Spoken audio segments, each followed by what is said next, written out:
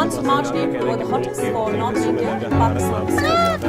Another harsh heat wave is sweeping through South Asia and expected to continue until the end of the week. India already saw temperatures rising to around 40 degrees Celsius in some parts of the country today. अस्सलाम वालेकुम, मुझे कहते हैं Hafsa Abbasi. 92 podcast में आज एक बार फिर आप सबका खुशामदीद। मेरे साथ आज मेरे 3 बहुत अजीज दोस्त मौजूद हैं।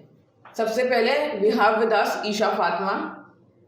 I'd like to call her my personal teddy bear. Then we have Talha Junaid and Hamza Ali Mubarak. So thank you so much all three of you for joining me today. It's a pleasure for us. Thank you for having us. हमारा जो आज का topic है वो basically climate change है। Being the youth of Pakistan, this is something that has triggered us a lot of time. हमें ये चीज़ बहुत दफ़ा प्रॉब्लमाटिक लगी है और हमने एक इनफॉर्मल डिस्कशन में इस पर काफ़ी दफ़ा बात भी की है। So I thought why not have all three of them and हम लोग इस पर दोबारा बात करें। सो गाइज, सबसे पहली जो एक हम बात सुनने को हमें मिलती है कि अगर हम जब क्लाइमेट चेंज की किसी से बात करें तो क्लाइमेट चेंज पे लोग डिनाइल में चले जाते हैं। It's like it's a myth. बिल्कुल। तो क्या आप लोगों का क्या पॉइंट ऑफ व्यू है इस पे? यार मेरे ख्याल से ना लोग इसको मिथ समझते हैं कि पता नहीं ये चीज़ एग्जिस्ट ही नहीं करती। जब भी कोई इसके ऊपर बात करता है ना, और स्पेशली जब इसको ठीक करने के बारे में बात की जाती है तो हर कोई ये कहता है कि यार ये तो मिथ है, कोई इस तरह की कोई चीज़ एग्जिस्ट ही नहीं करती। मगर मेरे ख्याल से ये चीज़ एग्जिस्ट करती है क्योंकि हम इससे बहुत ज़्यादा कनेक्टेड है। ठीक है, ओवरऑल अगर आप हम एक्सपीरियंस देखें तो बचपन से अभी तक 21 साल का मैं हो गया हूँ तो मैंने मौसम को बहुत ज़्यादा तब्दील होते देखा है पिछले कुछ सालों में। गर्मी बहुत ज़्यादा होगी आपके सामने, ठीक है, गर्मी आती है तो शदीद गर्मी होती है। सर्दी पहले अगर आप में आजकल सर्दी का मौसम चल रहा है, पहले अगर जब सर्दी आया करती थी अगर आप लोगों को याद हो तो वो आती थी अक्टूबर में, ठीक है, अब जाके कहीं आती है दिसंबर के एंड में और आप देखें जनवरी का एंड चल रहा है and it's gone.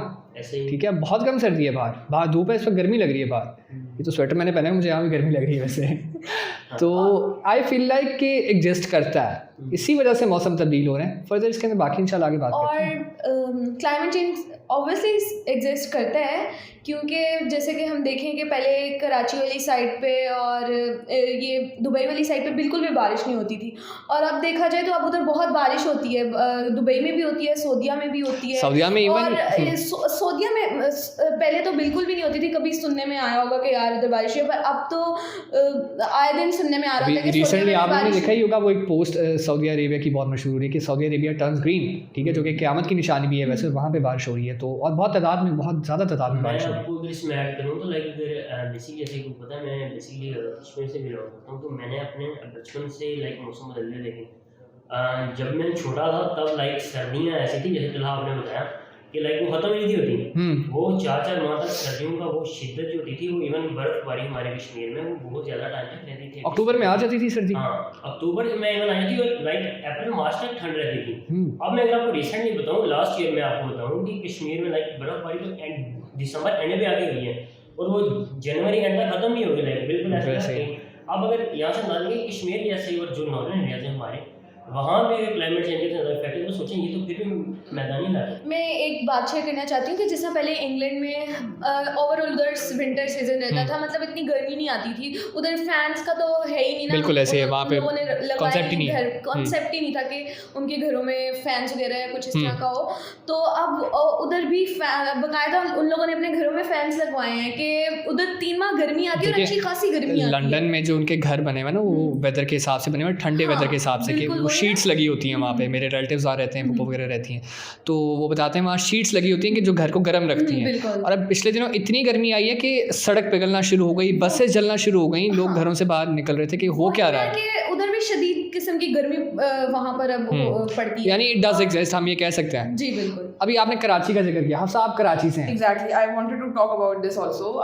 Being a Karachi I, मेरा ख्याल है मैंने अपने बचपन में कभी भी कराची में इतनी बारिश नहीं देखी थी, लेकिन इन द रीसेंट ईयर्स हमने बारिशों का इतना जोर देखा है कि हम कहते हैं कि डिफेंस हमारा डूब जाता है, या कराची में बहुत सारे इलाके ऐसे हैं जो बारिश को नहीं सस्टेन कर पाते। हल्की सी बारिश भी होती है तो हम देखते हैं सोशल मीडिया के ऊपर बुरा असर हुआ होता है।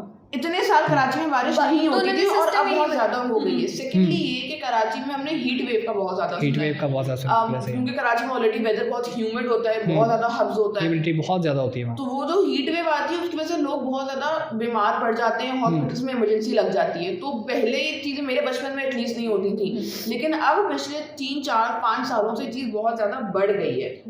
इवन इस पे बहुत ज़्यादा वीडियोस भी लाइक हम देखते हैं, लाइक फन में काफ़ी वीडियोस बनाई जाती हैं इसको लेके। लाइक एक बार वीडियो मैंने देखी सोशल मीडिया पे, लाइक उसमें ये था कि वेदर ऑफ कराची पे ना वीडियो ने बनाई थी एज अ फन में, एक कोई वाइंस के नाम से था। तो उन्होंने लाइक बनाया कि सुबह ठंड होती है, दोपहर में इतनी गर्मी है कि लाइक लोग स्लीपलेस पे आ जाते हैं, रात को। अच्छा गाइस, आप लोग यहाँ से हिसाब लगा सकते हो अकॉर्डिंग टू आवर प्रेडिक्शन, एक मैं रिपोर्ट पढ़ा था, by 2060 Karachi will be under water, ठीक है, climate And change that saddens me honestly. नहीं आप नहीं डूबोगे, अल्लाह खैर करे। अच्छा, इसी से एक और सवाल निकलता है कि डू यू गाइस थिंक कि क्लाइमेट चेंज हमारी ज़िंदगियों को कहीं ना कहीं असरअंदाज कर रहा है, इसका कोई इफेक्ट है हमारी ज़िंदगी? बहुत ज़्यादा कर रहा है। आप देखेंगे क्लाइमेट चेंज होने से आपकी जो हेल्थ है बेसिकली उस पर बड़ा इफेक्ट पड़ता है, मौसम चेंज होने के वजह से। उसकी अगर सबसे बड़ी एग्जांपल आप लाहौर में अगर देखेंगे, वो क्लाइमेट चेंज होने की वजह से जो स्मोक हो रही है, स्मोक इफेक्ट पिछले 4 सालों से बहुत ज़्यादा आपकी हेल्थ पे इफेक्ट करे, अपनी लंग्स पे, वो आपके बहुत ज़्यादा हेल्थ पे सबसे ज़्यादा इशू हो करे, जिस पे कोई बंदा अनफॉर्चुनेटली ध्यान नहीं दे रहा। बिल्कुल सही है। हमारी इवन हेल्थ डिपार्टमेंट्स को इस बात पे गौर करना चाहिए कि आने वाले टाइम में जो फर्दर इससे और बीमारियाँ ज़्यादा होंगी, उसके बारे में हम क्या करें। तो ये अवेयरनेस की जरूरत है मेरे ख्याल से अभी से। ठीक हो गया। इसके अलावा जैसे वही मैंने भी कराची की हीट वेव्स का मैंने जिक्र किया कि कराची में हीट वेव बहुत ज़्यादा आ जाती हैं, तो वही बात आ जाती है कि हॉस्पिटल में इमरजेंसी लग जाती है। Being a third world country I feel हम लोग इन चीज़ों के लिए भी इतना प्रिपेयर्ड ही नहीं है। कराची में हीट वेव आ जाती है, मेरे अपने a few years back my nanny got hospitalized for over 2 weeks and वो चीज़ इतनी ज़्यादा इफेक्ट कर जाती है कि वो लाइफ एंड डेथ की सिचुएशन बन जाती है। बिल्कुल ऐसे ही है। तो यानी it is very concerning. It is very concerning. अगर आप, हाँ जी नहीं ठीक है, मैं बात कर रहा था कि अगर हम फैक्ट्स थोड़ा सा अगर हम देखें ना, ग्लोबल फैक्ट्स, तो अभी तक क्लाइमेट चेंज की वजह से 150 के तकरीबन लोग जो हैं अपनी जान गंवा बैठे हैं, ठीक है, तकरीबन 22 मिलियन लोग जो हैं डिस्प्लेस हो चुके हैं, ठीक है, और तकरीबन $16 ट्रिलियन जो हैं इसके ऊपर हम लगा चुके हैं इसकी मुख्तलिफ स्टडीज़ को कंडक्ट करने में, मुख्तलिफ इसके प्रिकॉशंस लेने में, और उसके बाद जितना भी सारा उसका इंफ्रास्ट्रक्चर को बेहतर करने में। तो I feel like it is really connected. तो ये सब ऐसे नहीं हो रहा, पिछले चंद सालों में हम देखते हैं सैलाब बहुत ज़्यादा और मौसम जो बदल रहा है उससे हमारी ज़िंदगियों से कनेक्टेड है।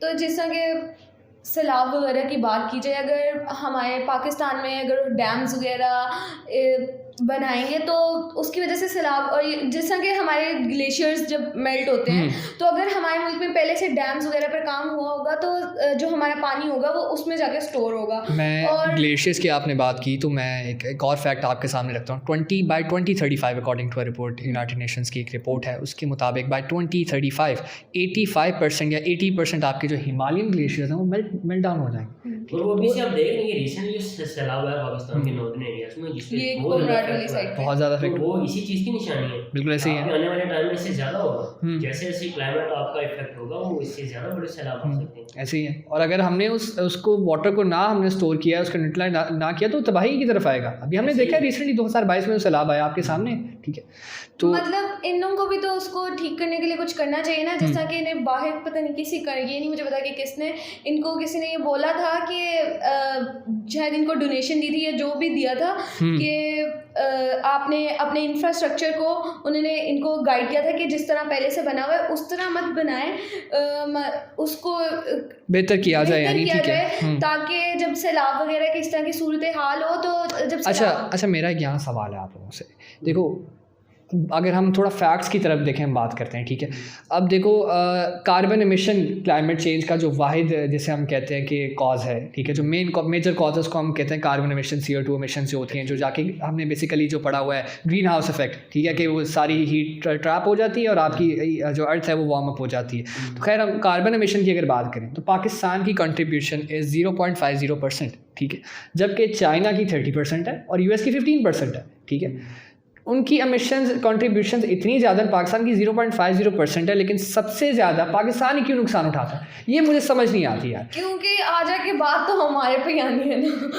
ये देखो हमारी कंट्रीब्यूशन बेशक बहुत कम है, लेकिन फिर वही बात है कि अगर हम, China is our neighbouring country, जब वहाँ पे कार्बन एमिशन इतनी ज़्यादा है, उनकी तरफ से कंट्रीब्यूशन आ रही है ना, बीइंग एन एग्रीकल्चर कंट्री, हम लोग एग्रीकल्चर बेस्ड कंट्री हैं, हमारे पास वो चीज़ कहीं ना कहीं इफेक्ट होगी। अगर हम इसको मैं एग्रीकल्चर से रिलेट करूँ, हमारे पास हमने देखा है कि यार चावल की फसल को सबसे ज्यादा पानी चाहिए होता है। बिल्कुल ऐसे ही है। There have been years in the past जहाँ पे बारिशें हुई ही नहीं, हम लोग पानी पे बिल्कुल ऐसे ही है। हम नेचुरल रिसोर्स पे ज्यादा डिपेंड कर रहे होते हैं। अब यही बात पहले क्वेश्चन से कनेक्ट होती है, ठीक है, कि क्लाइमेट चेंज अफेक्ट करता है नहीं करता, तो बिल्कुल ही हमारे डेफिनेटली करता है। हमारे पास जब चावल हमारी स्टेपल क्रॉप है, चावल और गंदम हमारी स्टेपल क्रॉप बिल्कुल है, ऐसे ही है। जब पानी नहीं होगा तो चावल कहाँ से आएगा? इसी तरह गंदम की क्रॉप में बिल्कुल भी ऐसे ही issues है। आते हैं। एक टाइम था पाकिस्तान में फूड खत्म ही हो जाएगा, बारिशें नहीं होंगी, कुछ अल्लाह ना करे, बट यस नहीं, बट हम लोगों में बाहर की कंट्रीज पे डिपेंड करेंगे। अच्छा, एक टाइम हुआ करता था पाकिस्तान कॉटन का एक बहुत बड़ा एक्सपोर्ट करता था, ठीक है, पाकिस्तान का जैसे आप जीडीपी की बात करो तो 30% पाकिस्तान के एग्रीकल्चर उसके अंदर आता है, लेकिन इस साल सैलाब की वजह से पाकिस्तान को इम्पोर्ट करनी पड़ी, मंगवानी पड़ी है, यानी कि बाहर भेजने की बजाय हमें मंगवानी पड़ी है, जो चीज़ हमारी स्ट्रेंथ हुआ करती थी। अच्छा, तो आपने भी जिक्र किया कि चाइना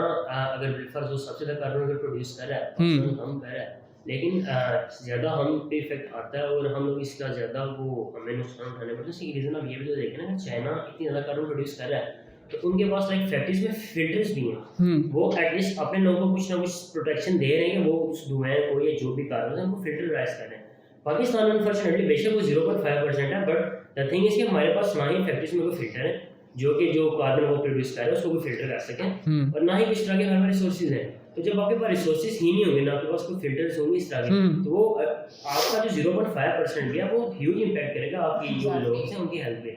ठीक है, उनका बेशक ज़्यादा है बट वो कहीं ना कहीं प्रोटेक्शन भी दे रहे हैं। अच्छा, दूसरी तरफ हमजा आपकी बात में ऐड ऑन करूँगा कि इसके अंदर वो डिबेट आती है क्लाइमेट वर्सेस वेदर डिबेट, ठीक है, कि अभी चाइना की इंडस्ट्री बने मुश्किल से 20-22 साल हुए, ठीक है, 1990s के एंड में जाके हम देखते हैं उनकी इंडस्ट्री डेवलप होती है, ठीक है, जबकि जो क्लाइमेट होता है वो आपके पिछले 20 से 30 साल का आई थिंक होता है, ठीक है, if I am not wrong, ऐसे ही है, पिछले 20 से 30 साल का जो होता है कि वेदर के अंदर क्या चेंजेस आ रहे हैं।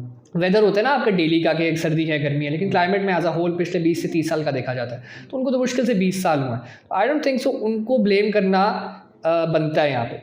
तो डू यू गाइस थिंक कि US is to be blamed, US को ब्लेम किया जा सकता है यहाँ पे जिसकी 15% कार्बन एमिशन है? देखो, हमारे ब्लेम करने ना करने से फर्क ज्यादा नहीं पड़ेगा, वेरी ऑनेस्टली स्पीकिंग। हमने अभी तक यूएस को किन किन चीजों के लिए ब्लेम कर लिया और उन्होंने किन किन चीजों पे वो ब्लेम एक्सेप्ट भी किया। सारा कुछ ही घर पे कुछ होता है ना, ये अंग्रेजों की चक्कर में nothing is going to happen. The only thing that I think we as Pakistanis can do is कि हम बजाय से कि हम दूसरों के ब्लेम पे जाएं, हम ये देखेंगे यार अच्छा एक चीज हो रही है, अब हम as Pakistani as a nation हम इस चीज को अपने लिए कैसे फाइट करें। हम कभी करते नहीं, हम कहते हैं यहूदी साजिश क्या है कि हम चुप करके बैठ जाते हैं, सब जो हो रहा है ये कर रहे हैं, हम तो कुछ नहीं रहा। यहूदी साजिश, अब हमने इससे कैसे बचना, कैसे हमें अपने घरों में, अपनी इंडस्ट्रीज में, हमें अपने मुल्क में ऐसी इम्प्लीमेंटेशंस लेकर आनी पड़ेंगी जिनसे हम इन चीज़ों को फाइट कर सकते हैं। बिल्कुल ऐसे ही है। इसमें एक चीज़ मैं हफ्सा की बात में ऐड करूँगा, सॉरी टू इंटरप्ट, कि बेसिकली देखें हमारे जो एज अ नेशन आपने बात की, हम अनफॉर्चुनेटली बीइंग पाकिस्तानी कोई भी स्टेप इनिशिएटिव कोई भी हम बीइंग नेशन लेते ही नहीं है। हम जब बात करते हैं पंजाब, जब बात करते हैं सिंध, केपी के, हमने सूबे के लिहाज से चीज़ें हमेशा देखनी है, हम कभी बीइंग नेशन कभी चीज़ों को देखते ही नहीं है। ये एक बहुत बड़ी नाअहली आप कह सकते हैं हमारे लीडर्स की। और उसकी सबसे बड़ी एग्जांपल है, इस टॉपिक से रेलेवेंट नहीं है बट एग्जांपल देखेंगे जैसे जो पिछली गवर्नमेंट्स जो भी हैं उनने अगर कुछ अच्छा करना है तो लाइक बड़े बड़े शहरों में लाहौर की डेवलपमेंट करें, सिर्फ लाहौर में स्पेशली। तो जब आपकी गवर्नमेंट ने ही कभी आपको बीइंग नेशन कंसिडर करने के लिए स्टेप नहीं उठाया तो आप क्लाइमेट के लिए ऐसे कैसे सोच सकते हैं? बिल्कुल ऐसे इसलिए सबसे पहले जरूरी है कि पूरी कॉमिक प्लेटफॉर्म पे है हम इस चीज़ को पहले कंसिडर करेंगे, हमें जो करना है होल नेशन के लिए करना है। लेकिन आप हमजा जो बात करें इंडिविजुअल लेवल की, आई फील लाइक ठीक है, बट डोंट यू थिंक कि हम इसको नेशनल लेवल पे स्ट्रैटेजीज बनाने की ज़रूरत है? देखो, जब वो बिलावल भुट्टो ने बात की थी ना, जब बारिश आता है तो पानी आता है, जब ज़्यादा बारिश आता है तो ज़्यादा पानी आता है, बात बिल्कुल फैक्चुअल थी, ठीक है, बहुत ठीक बात उसने की थी। जब ज़्यादा पानी आता है तो भाई इसको स्टोर कहाँ करना है? अल्लाह का एक निज़ाम है ना, देखो उसके लिए डैम्स बनाए ना। बिल्कुल, वही डैम्स है नहीं हमारे पास, वो पानी आता है, ग्लेशियर्स मेल्ट होते हैं और वो तबाही मचा देता है। आपका लैंड, एग्रीकल्चर लैंड तबाह हो रहा है। 1.2 मिलियन पाकिस्तान का जो है स्टॉक का अब तक तबाह हो चुकी हैं, ठीक है। 30 मिलियन से ज़्यादा पाकिस्तान, 30 बिलियन से ज़्यादा बल्कि पाकिस्तान ने जो है इसके ऊपर अपने पैसे खर्च किए हैं, अभी तक इंफ्रास्ट्रक्चर फिर नहीं बन सका। 2 मेजर सैलाब आए हैं, हम देखते हैं, ठीक है, 2010 वाला जो था और ये 2022 वाला, इतनी तबाही हुई। सवाद में अगर आप देखें, मुश्किल से जाके उन्होंने 10-12 साल में जाके थोड़ा वो स्टेबल हुए थे, अभी जाके थोड़ा हमने विजिट करना शुरू किया था, आप भी रिसेंटली हमजा गए हुए थे, ठीक है, और जैसे ही वो थोड़ा स्टेबल हुआ है, थोड़ी टूरिज्म की तरफ बात बढ़ी है और दोबारा सैलाब आया। From that I remember you are also one of the flood survivors, if I may say. तो वो क्या सीन था? यार आई वॉज इन कुमराट अभी रिसेंटली अगस्त में जब सैलाब आता है, तो मैं वहाँ सर्वाइवर था, फंस गया था मैं वहाँ पे। हम गए थे ऐसे ही, मैं और मेरा दोस्त अहमद, आपको बताइए, उसके साथ में गया हुआ था। तो वहाँ ये सीन हुआ था कि हमें नहीं पता था कि फ्लड्स वगैरह की तरफ है। मानसून की बारिशें चलती है, अगस्त का टाइम था, अगस्त का 3rd वीक था। हमारा टूर आई थिंक 3 दिन का था या 4 दिन का था, ठीक है। और हम वहाँ पे तकरीबन 1-1.5 हफ्ता फंसे रहे, ठीक है। अब मसला ये हुआ था क्योंकि हम बहुत ऊपर से कुमराट में थे, तो बिल्कुल बादलों में हो जगह। तो हम एक एक चीज़ को देख के हमें पता लग रहा था कि नेचर किस तरह काम करती है, और बहुत खौफनाक सीन था। यहाँ से बादल फट रहे हैं, इधर से बादल फट रहे हैं, यहाँ से पानी आ रहा है। तो वहाँ मुझे एक चीज़ रियलाइज़ हुई कि हम कितना लैक करते हैं। इंफ्रास्ट्रक्चर आपका होना बहुत ज़रूरी है। हम 3rd वर्ल्ड कंट्री, हम क्यों हमेशा जब भी सैलाब आते हैं, सबसे ज़्यादा जो मैंने आपसे पहले क्वेश्चन किया था कि हम क्यों सबसे ज़्यादा इसके अंदर सफ़र करते हैं, उसकी वजह ये है हमारे पास इंफ्रास्ट्रक्चर स्ट्रॉन्ग नहीं है, हमारे पास हम गरीब हैं, ठीक है। सादा अल्फाज में हम गरीब हैं भाई, ठीक है। अब हुआ क्या था, हम जब हमें रेस्क्यू करने की बारी ना, पहले तो हमें रेस्क्यू किसी ने किया नहीं, क्योंकि वहाँ पे कनेक्शन कम्युनिकेशन सब खत्म हो गया था। आप लोगों ने शायद एक वीडियो देखी हो कुमराट की, घर वालों ने भी वो देखी थी। बड़ी मुश्किल से वो एक वीडियो पहुँचाई हमने आर्मी तक, बड़ी रिसोर्स तक वो वीडियो पहुँची। तो फिर जब वो हमें रेस्क्यू करने आते हैं, तो उन्होंने ऑब्वियसली पहली प्रायोरिटीज़ जो होती हैं फैमिलीज़ होती हैं, फैमिलीज़ को उन्होंने रेस्क्यू कर लिया। अब हम कुछ लड़के थे फैमिलीज़ के साथ, उनके मर्द भी थे, मर्दों को नहीं लेके अभी गए थे। तो बाद में उन्होंने हमें इतनी सी बात की है कि हम आपको नहीं लेके जा सकते, हम आपको रेस्क्यू नहीं कर सकते, आपको पैदल आना पड़ेगा, हमारे पास पैसे नहीं है, ठीक है। उन्होंने लिटरली ये बात की, हमारे पास पैसे नहीं है। मैं जब आए अल्हम्दुलिल्लाह मेरे टू द रेस्क्यू मिशन में हेलीकॉप्टर में वापस आ गया था, ठीक है। जब मैं वहाँ बेस कैंप पे पहुँचा, मैंने जाके अथॉरिटी से बात की, कहते हैं $1700 यानी पाकिस्तानी तकरीबन 4 लाख रुपए लगता है एक राइड का, ठीक है, शांग्रिल यूनिवर्सिटी से कुमराट तक का, ठीक है। उन्होंने 4 ट्रिप्स की थी और वो 5वीं ट्रिप के लिए रजामंद नहीं थे कि क्यों हम पैसे ज़ाया करें, मर्द हैं चलो वो तो आ जाएंगे। तो ये हमारी यहाँ पे इंसान की वैल्यू है। बेसिकली जब तक आप लोगों को वैल्यू नहीं देंगे तो कैसे चलेगा। यहाँ पे बेसिकली फिर बात आ जाती है जो ऑलरेडी हमारे मुल्क में फिर इस तरह की जो चीज़ें होती हैं, अनस्टेबिलिटी की फैक्टर्स भी काफ़ी आ जाते हैं इन चीज़ों में। जब तक आपकी बेसिकली गवर्नमेंट लेवल पे काम स्टेबल नहीं होंगे, तब तक आप इस तरह के स्टेप नहीं उठा सकते। वो फिर वहाँ पे बात आ जाती है, ये फलां गवर्नमेंट का काम है, ये फलां बंदा है, ये फलां ब्लेम करते हैं कि खुद से कुछ नहीं करना चाहता। हालांकि सब कुछ अगर वो खुद से करना चाहते हैं, एक दूसरे को ब्लेम करने के बजाय एक होकर काम करें, तो मेरे ख्याल से सब कुछ बेहतर हो सकता है। नेशन वाली बात है, जब तक आप बीइंग नेशन काम नहीं करेंगे, तब तक ऐसी छोटी मोटी चीज़ों से भी आप टैकल करने के लिए एबल नहीं होंगे। बिल्कुल ऐसे ही है। फिर क्लाइमेट तो बहुत दूर की बात है। आई रिमेंबर अभी मैंने कुछ दिन पहले इस बात का जिक्र किया था कि कराची में there is this entire place जो काफी बड़ा वो प्लॉट है, और वहाँ पे बेसिकली व्हाट हैपेंस इज कि कराची में आपको पता है वन ऑफ पाकिस्तान सबसे बड़ी मंडी लगती है जानवरों की।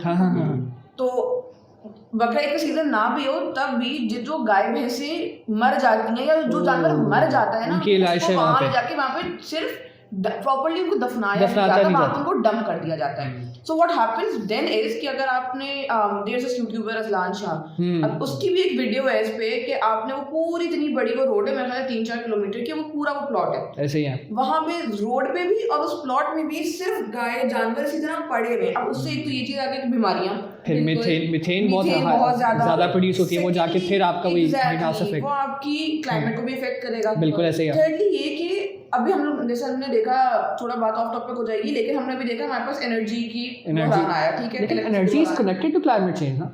एग्जैक्टली हम अगर उसी वो तो वहाँ पे जितने मनो के हिसाब से वो जानवर है, अब उसका होता ये है कि वो बेसिकली जब आदमी भी जब मर जाता है तो उसका वेट बहुत ज्यादा बढ़ जाता है। इसी तरह जब जानवर ऑलरेडी एक गाय का वजन बहुत ज्यादा होता है, जब वो गाय मर जाती है तो उसका वजन और बढ़ जाता है। तो वो जो लोग हैं वो इतनी जहमत नहीं करते कि वहां से प्रॉपर कोई क्रेन मंगवाएं, कुछ करें, उसको ले जाके प्रॉपर जगह पे डंप करें, वो वहीं पे मरती है, उसको वहीं पे छोड़ दिया जाता है।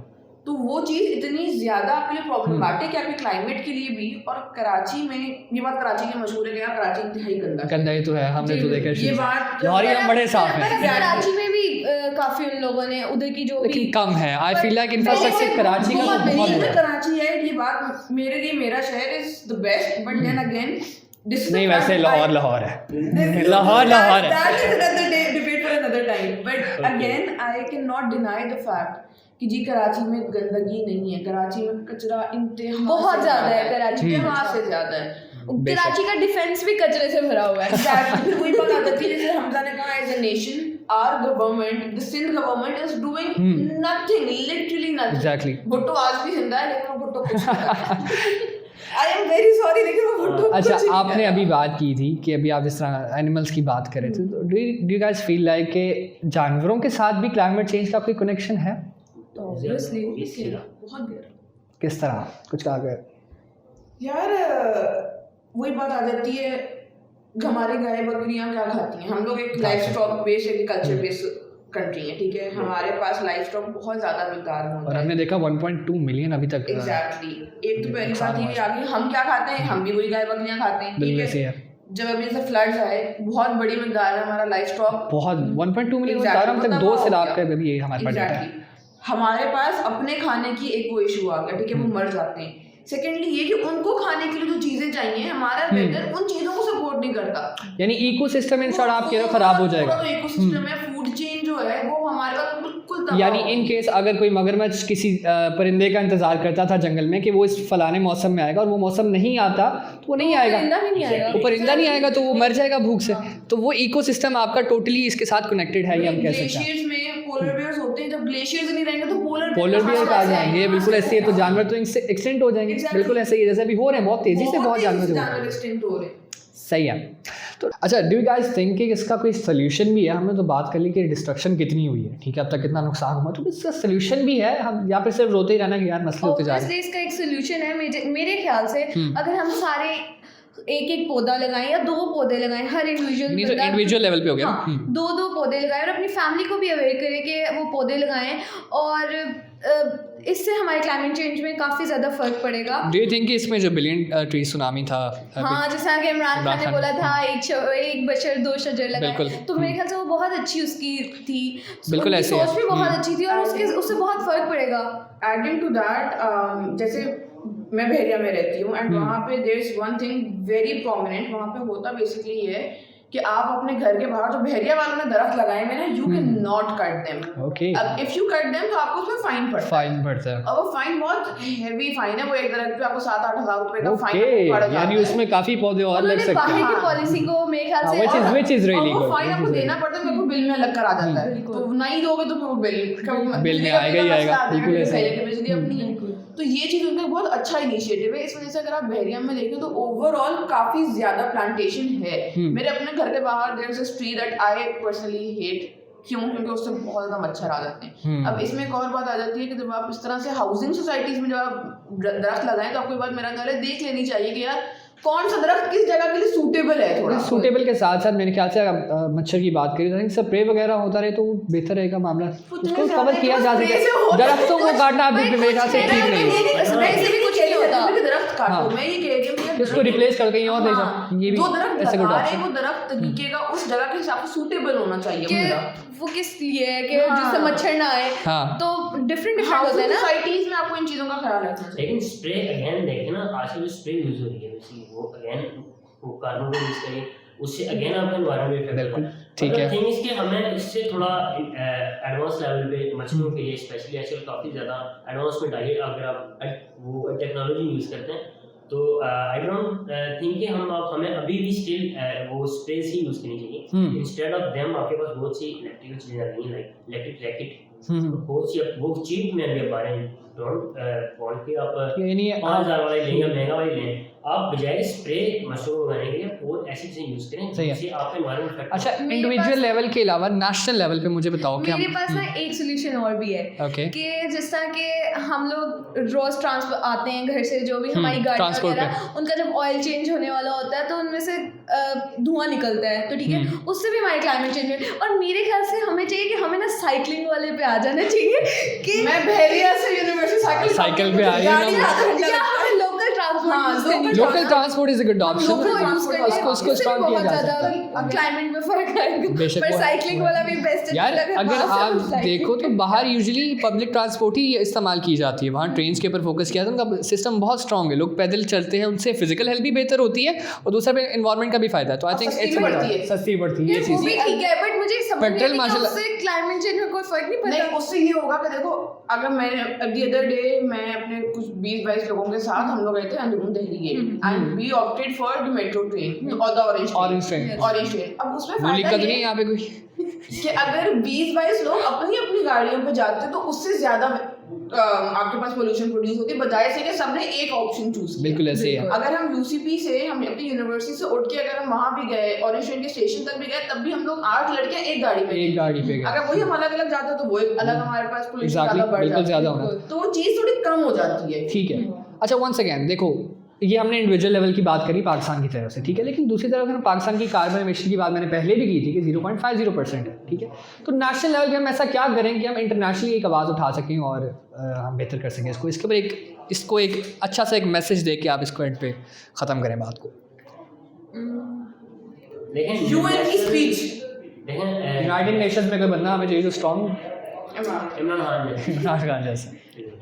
वैसे इंटरनेशनल लेवल की जगह हम सबसे पहले नेशनल लेवल पे ही हम इम्प्रूवमेंट स्टार्ट करें। जैसे कि इसकी एग्जांपल मैं आपको देता हूँ, एक चीज़ हम मिस कर रहे थे, और टूरिज्म में आपने सबसे ज़्यादा आपने देखा कि पिछले 2 सालों में ज़्यादा आपके लोग जा रहे हैं। ठीक है। इंडिया में टूरिज्म स्पॉट है, बाहर से भी लोग आते हैं, बट आपने इस चीज़ पे भी गौर नहीं किया कि जो व्हीकल्स आप यूज़ करते हैं जनरली वो सारे आप डीजल यूज़ करते हैं, उससे भी जो हमारे ग्लेशियर्स हैं वो मेल्ट जल्दी हो रहे हैं, जो कि बहुत ज़्यादा ट्रांसपोर्टेशन नॉर्दर्न एरिया में है। लेकिन वंस अगेन हमजा वो तो इंडिविजुअल लेवल पे चीज़ आ वो गई। क्या ऐसी इंडिविजुअल पॉलिसी है, but- इख्तियार की जाए? देखिए हर साल सैलाब आता है, अगर हम कहें यार गाड़ियाँ चलाना हम बंद कर दें तो सैलाब नहीं आएगा, वो बंद चीज़ करने उसको का कैसे चीज़। टैकल करें? अब सारी दुनिया मेरे कार्बन ख्याल से गवर्नमेंट को कोई पॉलिसीज बनानी चाहिए जिससे डोंट यू गाइस थिंक कि हमें डैम्स बनाने की ज़रूरत है? हमें जो वाटर आता है Obviously, उसको हमें डैम्स की बहुत ज़्यादा ज़रूरत है। देखो यार, सिंपल सी बात है, अगर हम पानी को नहीं स्टोर करते 85% जो आपके ग्लेशियर्स हैं वो मेल्ट हो जाएंगे, विच मीन्स कि आधे से एक तो कराची इस तरह डूब जाएगा, मैंने आपको बताया कि सी लेवल राइज होगा तो ऑब्वियसली कराची डूबेगा, और जितने आपके शहर ऐसे हैं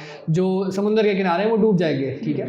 तो उसमें कराची भी आता है, उसमें ढाका भी आता है, मुख्तलिफ शहर हैं जो उसमें आते हैं, ठीक है। फिर उसके बाद आपके फूड सिक्योरिटी भी इसके साथ लिंक्ड है, ठीक है। इसमें अभी हफ्सा ने बात की कि एग्रीकल्चर लैंड आपका 1.2 मिलियन एकड़ आपका दबा हुआ है अब तक, और हमारा तो मुल्क भी तो एग्जैक्टली एग्रीकल्चर तो वो बंजर हो जाएगा, खाने पीने का कहाँ से हम करेंगे, ठीक है। तो आपका लैंड भी तबाह हो रहा है। और फिर मेन चीज़ एनर्जी जिसकी मैं बात कर रहा हूँ कि 85% अगर आपके ग्लेशियर्स मेल्ट हो जाते हैं हिमालयन, तो आपने पानी कहाँ से लाने? से आप पानी से बिजली बनाते हो, हाइड्रो जो आपकी इलेक्ट्रिसिटी है, तो उसको आप फिर वो कहाँ से लाओगे? तो इसलिए हमें क्या ऐसा एक प्रिकॉशन लेना चाहिए आपके ख्याल से एज अ नेशन या एज एन आपका इंटरनेशनल लेवल पे, एक ऐसी क्या बात करनी चाहिए? सबसे पहली बात वही बात आ गई जो मैंने मजाक में कह दी थी, बट ऑनेस्टली अगर हम बात करें, we need to go to international platforms और वहाँ पे जाकर हमें अपनी आवाज़ उठानी है। यार हमें फंडिंग्स चाहिए, being a third world country हमारे पास इतनी फंडिंग्स नहीं कि हम डैम बनाएं, ठीक है। अगर वो बात फंडिंग्स पे आ जाती है, but we do need that. अब उन फंडिंग्स को हमें तरीके से इस्तेमाल करना है। बिल्कुल ऐसे ही अभी भी फंडिंग्स आ रही हैं, तो उनको इस्तेमाल कहाँ किया जा रहा है वो उसका कोई चेक एंड बैलेंस नहीं है। उसका चेक एंड बैलेंस हम रखना, वो तो